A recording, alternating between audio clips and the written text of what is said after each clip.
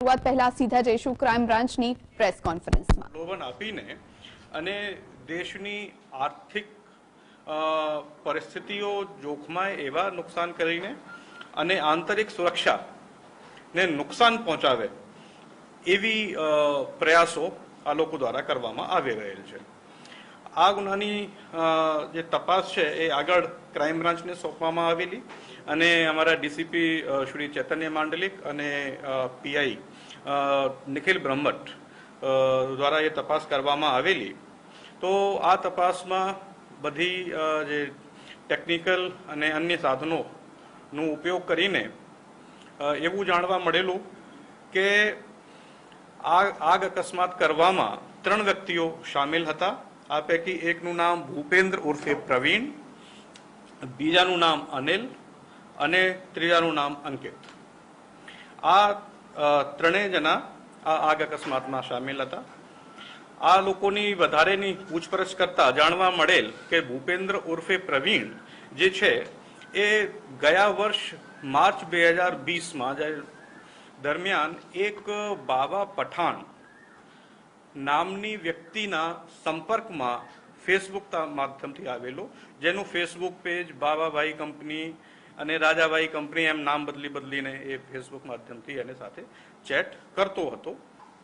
અને આ જે બાબા પઠાણ નામની જે વ્યક્તિ છે એણે પ્રવીણભાઈ જે છે એને આપણે આ વિસ્તારમાં એવા કામો કરવા માટે જણાવેલો જેનાથી કોઈ પહેલું કામ એને આપેલું કે તું કોઈ એવા વ્યક્તિને હત્યા કરી નાખ.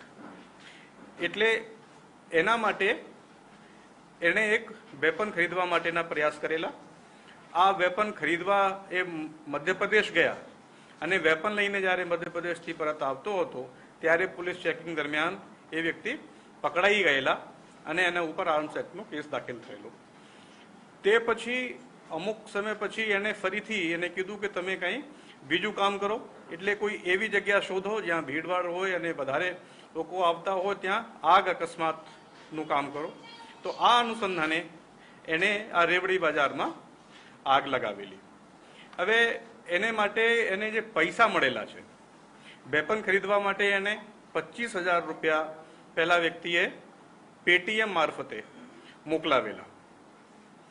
અને આંગળીયામાં જે આગ અકસ્માત છે એના માટે જે બનાવ બનેલા છે તેના એને પૈસા 1.5 લાખ રૂપિયા એને આંગળીયા પેટે મોકલાવેલા, જે તપાસ કરતા મુંબઈ અને પછી એ આંગળીયાના પૈસા ઠેઠ દુબઈથી અહીંયા સુધી આવેલા.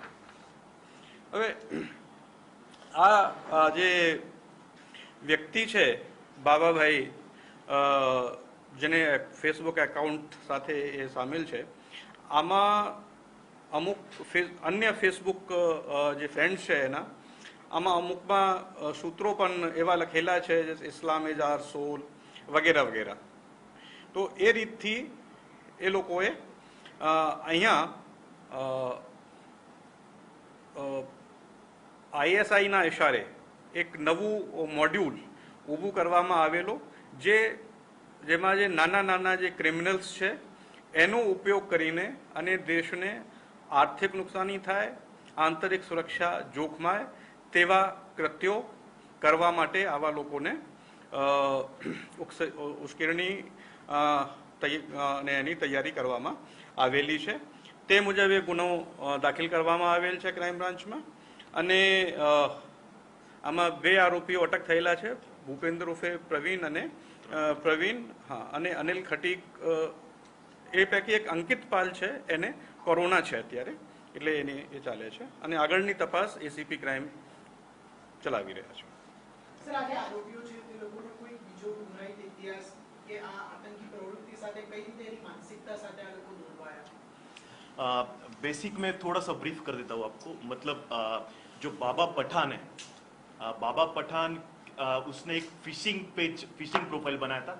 उसके फिशिंग प्रोफाइल में हथियार के फोटो थे, गैंगस्टर्स के फोटो थे. ये करने का कारण ये था कि उसके पास भी जो क्रिमिनल मेंटेलिटी वाले लोग हैं वो अट्रैक्ट हो, इसीलिए उसने फिशिंग प्रोफाइल बनाया था. वो फिशिंग प्रोफाइल बनाने के बाद वो जो उसको लगे कि क्रिमिनल माइंड वाला व्यक्ति है, उसको वो फ्रेंड रिक्वेस्ट भेजता था। फ्रेंड रिक्वेस्ट भेजने के साथ उसको फेसबुक मैसेंजर में चैटिंग करता था, और फिर फेसबुक मैसेंजर में उसको लगे कि ये बंदा अपने काम का है, फिर उसको वो स्विच ओवर करता था व्हाट्सएप पे। और उसके कम से कम हमें 7 या 8 व्हाट्सएप अभी मिले हुए हैं। सभी के सभी वर्चुअल नंबर से व्हाट्सएप यूज करता था। Ukraine, Estonia, African countries, Congo, ये सब व्हाट्सएप नंबर उसने यूज किए हुए हैं। ये रिक्रूटिंग जो है व्हाट्सएप पे वो कर लेता था, उसको पता चल जाए कि ये सही में अपने काम का बंदा है, फिर उसके बाद वो स्विच करता था और सिक्योर्ड चैनल से, जैसे ब्रो6 एप्लीकेशन हो गया, विकर एप्लीकेशन हो गया, ये सिक्योर्ड जो एप्लीकेशन है उसमें स्विच करता था। फिर वो एप्लीकेशन पे आके उनको टास्क देता था। ये फिर बाद में टास्क देने के बाद ही वॉज जस्ट चेकिंग, अपने केस में ही वॉज चेकिंग, उसने पहला टास्क दिया, उसने तो आधा कर दिया, दूसरा टास्क दिया, कर दिया, और ये टास्क मतलब उनको बोला गया था भाई यू हैव टू चूज, कि आप चूज करो। जैसे पहले जो हत्या करना था उसको बोले 2 नंबर का जो भी आदमी है अहमदाबाद में, उसको आप चॉइस करो और उसको मारो। फिर बाद में बोला गया कि भाई आपके चॉइस का जो बड़ा मार्केट है, कापड़ मार्केट, उसमें आग लगाओ। अभी इसके बाद उसका स्टेप था कि मतलब चॉइस वाला, कि वो हैंडलर जो था बाबा पठान, वो बोलेगा कि इसको मारना है। फिर इसके बाद ये स्टेज था कि वो उससे उसका चाहिए वो काम करवाए। सर, ये लोन रूट स्ट्रैटेजी जैसा आप बता रहे हैं कि सिंगल एंटिटी जब चीज को टारगेट करना होता है, तो क्या आपने आइडेंटिफाई किया था कोई नोन व्यक्ति को कि इसको मारना है? इसमें उसने, जैसे डीसीपी साहब ने अभी बताया, कि उसने ये कहा कि आप अपने हिसाब से टारगेट चूज करिए और अपने हिसाब से आप उसको मारिए। इसका काम था फाइनेंस प्रोवाइड करवाना। इसने जितने पैसे उसने वेपन खरीदने के लिए मांगे थे वो इसने पैसे दे दिए। अब जब वो वेपन खरीद के आ रहा था उसी टाइम पर वो पकड़ा गया, तो इसलिए वो काम नहीं हो पाया। टारगेट इसको वेपन आने के बाद फिर वो उसी से पहले स्टेज पे। और बाबा आईएसआई से किस तरीके से संपर्क में था, वो कुछ आईपी एड्रेस से पता चल पाया सर? कि जैसे हम लोग अगर दावा कर रहे हैं कि आईएसआई सीधे इन्वॉल्व है, तो बाबा का भी कोई कनेक्शन होगा जो आईएसआई से जुड़ा होगा? हमें फ्यू सस्पिशियस आईपीज जो मिले हुए हैं वो they are based in Karachi, तो इसलिए कनेक्शन मिल रहा है।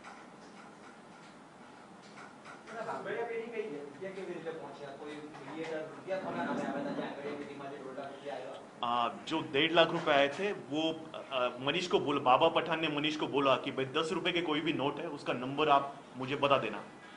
ये प्रवीण ने 10 रुपए के नोट का नंबर जो हैंडलर है उसको बताया। जो मुंबई में पैसा आया वो एक आंगड़िया में आया, और आंगड़िया में भी 10 नंबर का उसने नोट बोला, यहाँ पे ट्रांसफर हो गया। उस आंगड़िया में इंक्वायरी करने के बाद पता चला कि वो पैसा दुबई से आया हुआ है, एक व्यक्ति ने दुबई से भेजा गया हुआ है।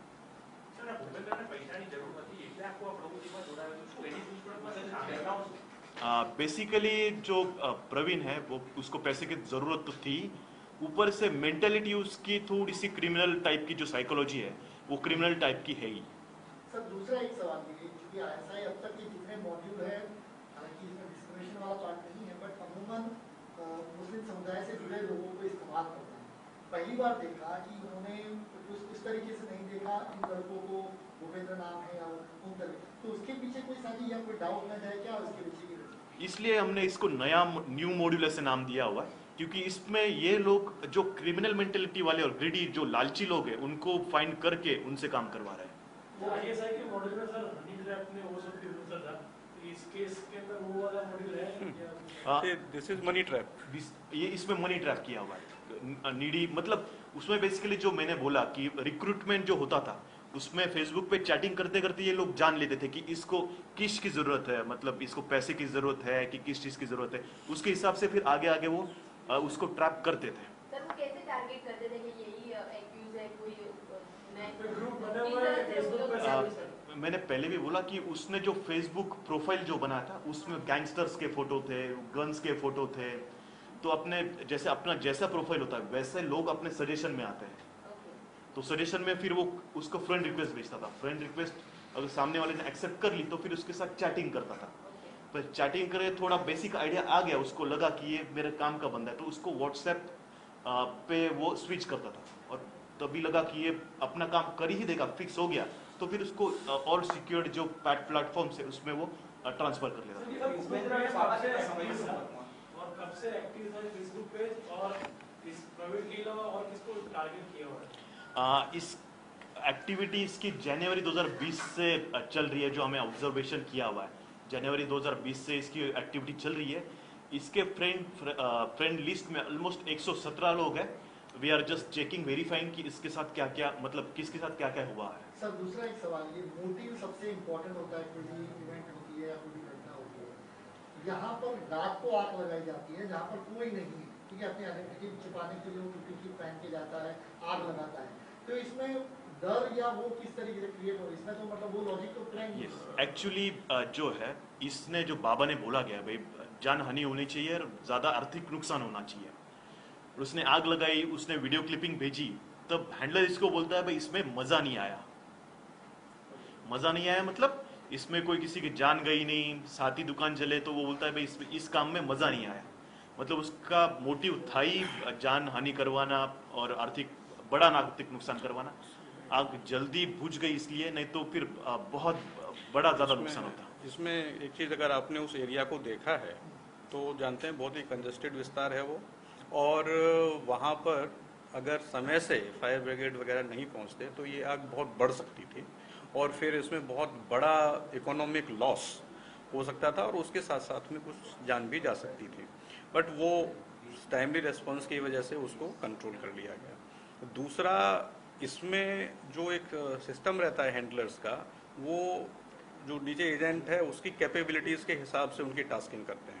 अगर पहले ही दिन उसको हार्ड टास्क दे दिया जाएगा तो हो सकता है कि ये उसके साथ काम ही ना करे, तो वो टास्किंग इस तरह से करते हैं कि आप पहले, जैसे उसने कहा कि तुम अपने हिसाब से चूज़ करो, फिर उसने कहा कि ऐसी जगह देखो जहाँ पर कि आग आसानी से लगाई जा सके, तो आगे जैसे चीज़ें बढ़ती जाती हैं उस हिसाब से इसमें जो टास्क हैं वो बहुत ज़्यादा डेफिनेटिव टास्क्स आते जाते हैं। तो इस तरह की ये पूरी की पूरी जो इन्वेस्टिगेशन है वो है, बाकी बहुत सारी चीज़ें अभी इन्वेस्टिगेशन में आएंगी।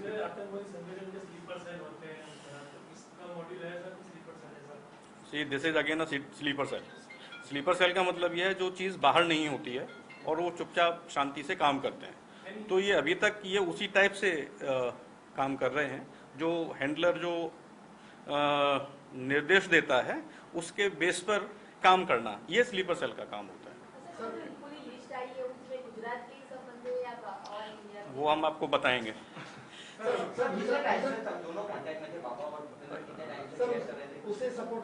मार्च 2020 से। सर हमने वर्चुअल नंबर से तो आइडेंटिफाई कर दिया, वर्चुअल नंबर तो स्टेडी नहीं रहेगा, अलग अलग कंट्री का दिखाएगा, तो समहाउ हमारे ये एक्सपर्टाइज है कि हम जान लिए कि कराची या इस्लामाबाद में कहीं पर बैठा है पाकिस्तान। क्या हम ये जान सकते हैं कि फिशिंग पेज बनाने वाला शख्स बाबा ओरिजिनली कौन है? ये कोई जानकारी हमारे पास आती है? इन्वेस्टिगेशन चल रहा है अभी, दिस इज प्रिलिमिनरी स्टेज।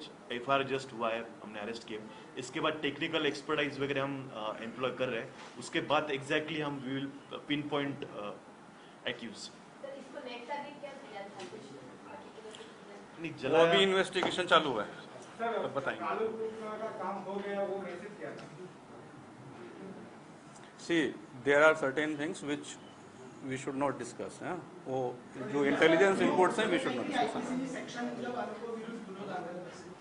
આમાં આઈપીસીના કલમ 436 છે, 120B, 121A અને યુએપીએની કલમ 16, 18, 18B, ઇન્ફોર્મેશન ટેકનોલોજી એક્ટની કલમ 66C આ હેઠળ ગુનો દાખલ થયો છે। Okay, thank you. બાદમાં ક્રાઇમ બ્રાન્ચે 3 આરોપીઓની ધરપકડ કરી છે। ઝડપાયેલા આરોપીઓએ 20 માર્ચે રેવડી બજારમાં 5 દુકાનોમાં આગ લગાડી હતી। મોટી કાર્યવાહી ક્રાઇમ બ્રાન્ચની। આગ લગાવવા માટે 1.5 લાખ રૂપિયા હવાલાથી મળ્યાનો ખુલાસો કરવામાં આવ્યો છે। દુબઈથી વાયા મુંબઈથી હવાલા મારફતે રૂપિયા આવ્યાનો પણ ખુલાસો થયો છે। હેન્ડલરના ઇશારે આરોપીઓ કામ કરતા હતા તેવી વિગતો પણ સામે આવી છે। આઈએસઆઈએસના નવા મોડ્યુલની શરૂઆત કરવામાં આવી હતી।